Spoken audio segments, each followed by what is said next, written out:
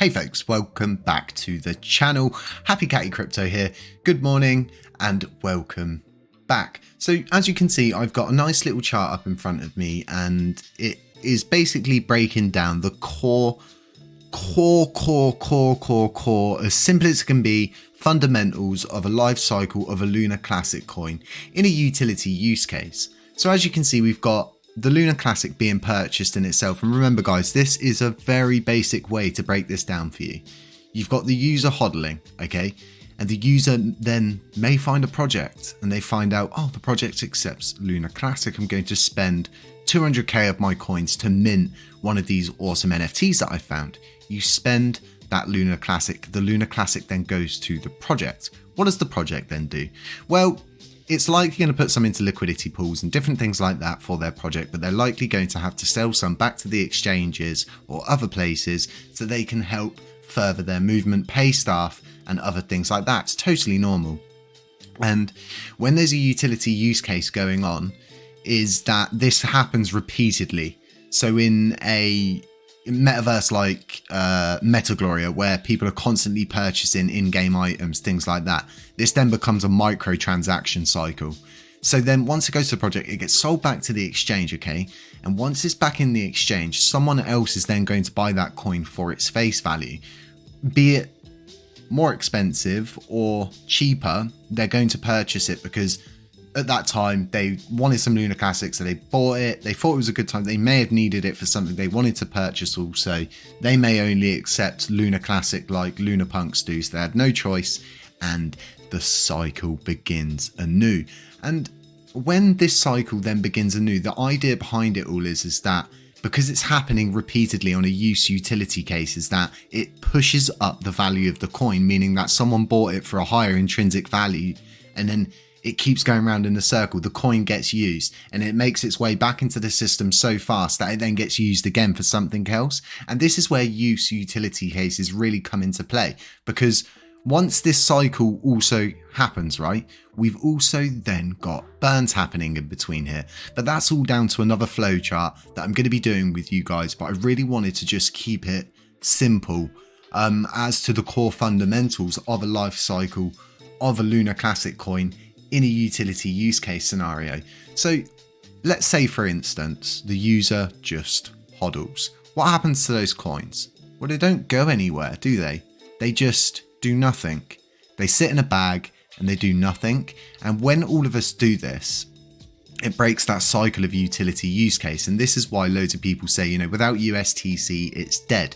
But I don't think that's the case, because if that was the case, SHIB wouldn't be as high as it is. Crow wouldn't be as high as it is because of their utility use cases, and XRP with its, you know, different utility use cases that it has there. So I don't believe our future relies on USTC, but for us to have USTC back or a stable coin of similar standards or an AFT would be an absolute game changer, because it gives us something to offer other than just Lunar Classic. It gives something to be collateralized against. We can provide more security, and there's so many more things we can do.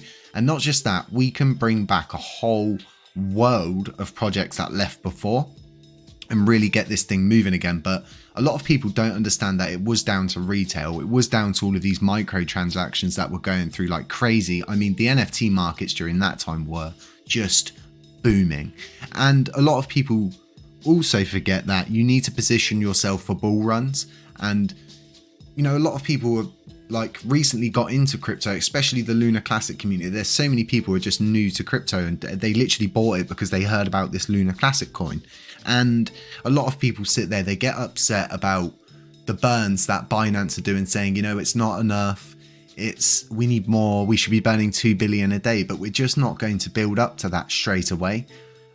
These things take time and people need to figure themselves out. And like, there's so many more things we could do with the Lunar Classic Blaze portal slash burn portal to help push that along. But as it stands from where we're sitting right now, because of the Lunar Classic burn portal that we've provided, we're actually burning more coins on a daily basis. And just these small little things are going to help, because there's probably people that didn't want to burn before, but now they feel like, oh, this is a really safe route, you know, I'm going to do this, it looks supportive, and it's just being absolutely utilized across the board since we created it back.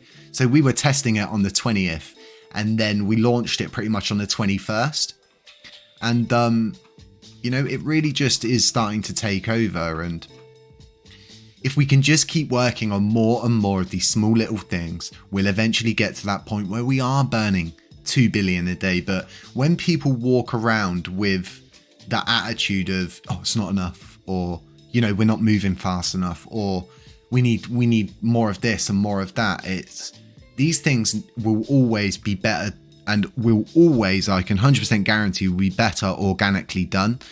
Driving FOMO and trying to hype people up for something that, you know, the amount of people that hype people up for the burning itself, that Binance was going to, all these YouTube accounts saying to people, you know, it's going to moonshot, they're going to be burning so much. And it's, I've always explained to people, the idea behind burning is to remove the limitation on the market cap. And it's very important that we understand that it's never been proven that burning can actually make the value of a coin go up. It's totally an unproven theory, and I've always said, and I will always will say, that this is going to be the prover or disprover as to burning actually working or not. But, you know, even with coin-in still burning, the small amounts that they do, they're still pitching in, and everybody pitching in is really helping. And I've noticed and come to terms that as a community, it's kind of us who, well, it's not, because normally, like in another community, you look to your developers to do mostly everything on that front, because it's not decentralized. We don't get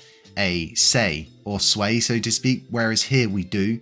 We can all do anything we want. If you want to create a website where you put advertising all over the website and burn all of the revenue from the advertisement, you can do that.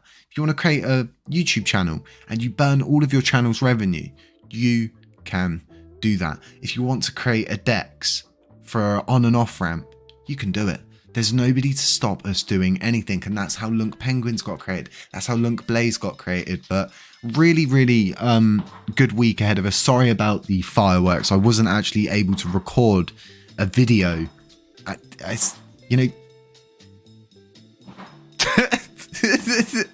I literally was trying to record videos for like 3 hours last night. I done one for like 8 minutes and then got just all the way to the end, and then loads of fireworks went off like this. But I'm just going to put this one out and let you guys know with the stuff that you just deal with like on a regular basis. The worst one's when I got magpies outside my window screaming at my cat. So I hope you enjoyed the fireworks this morning. Do stay safe out there. I'm not a financial advisor, and like I said, you guys can do anything you want to do. You just need to put your minds to it. Don't allow anyone to put you down. You know, if this community has done, and it will continue to make huge changes as a community, because it's decentralized and we're allowed to do whatever we want. You know, if you want to change I've said this so many times, if people actually wanted to change the logo of the coin and how it shows up, I'm pretty sure you could do it with the correct parameter change. Like, honestly, and then if everybody voted for that, it would go through. Like, why couldn't it? If you want to change the name of the coin from Luna Classic to Homer whatever coin, you could do that.